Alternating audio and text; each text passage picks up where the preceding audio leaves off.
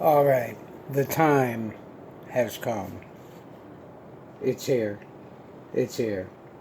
All right, one of the most clamored for reunions in the history of music has to be, ABBA. 82 was the end, And about, I don't know, was it 10 years ago, 15 years ago, who knows? They were offered $1 billion. A billion. That's 250 million apiece, okay? For a record and a tour. And Bjorn, who'd have thought? Keith Richards, Pete Townsend, whatever. It's fucking Bjorn who has the integrity. You know what I mean? He had said, ABBA is youthful music, and we are no longer youthful. What else you need to say, Keith Richards should get a tattoo of that on his arm, But they found a workaround. It took technology. I mean, they hooked up this concert they're going to do, the avatars. I mean, it's not like the Tupac thing where they just show a hologram. They put the little things all over them, and they did the show. They sang the show, and they just made them young. It's going to be in London in February. Oh, if only, But I don't think I'd go for this reason.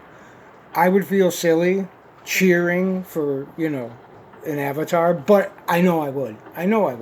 So, anyway, I'm not going anywhere. But, yeah, the record is great. I mean, it's right there with all your favorites. All your favorites. We got SOS. We got Voulez-Vous. Well, let's just go straight to the hits, you know what I'm saying? Like, just look at that lineup, Every song a killer, Anyway, this new record, I mean, ABBA was never really a studio trickery band. I mean, they sang, and if you see it's great. They come with a little postcard. Should have pulled this out earlier, but okay, there we go. And, gathered around, singing. You know what I mean? And the clips, if you saw the clips of the interviews, and there's clips of them in the studio, they're standing together, singing their songs. The girls are singing. It's beautiful. It's exactly like it was. You know what I mean? They haven't lost a step.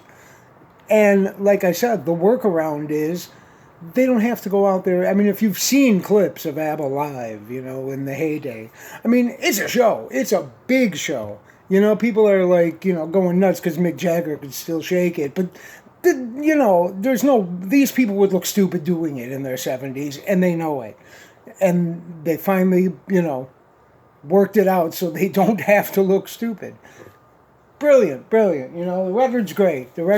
And, there are four people, four artists that I can't be objective about, I can't, they are Jack Kerouac, Bob Dylan, Elvis Presley, and with one caveat, which is a story for another day, Bob Fosse. Okay? The next closest would be ABBA. I mean, pretty much anything ABBA does. It's like, I've mentioned this before, but it's like musical heroin is what it is. You just and let it wash over you, I don't understand how anybody doesn't like ABBA, quite frankly. Okay. All right, there's one track on here. It's a Christmas song, and I'm not crazy about, Christmas songs in general. I'm really not. But it's called Little Things, and it's, I would say, just over the line of cheesy. You know what I mean? That's it.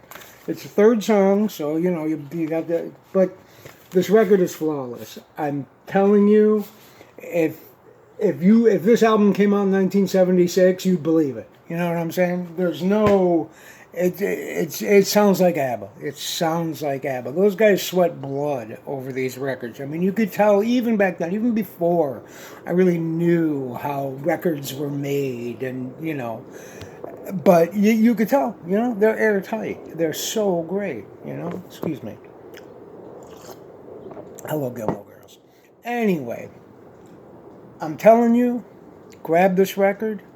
It will restore your hope for humanity, is what I'm saying. If once you know that ABBA can still be in the world, it will make things better. It will make things better. You know, they should go to the UN and play this record, you know, and everybody will go, oh, geez, I didn't realize this is how you live. You live the ABBA way.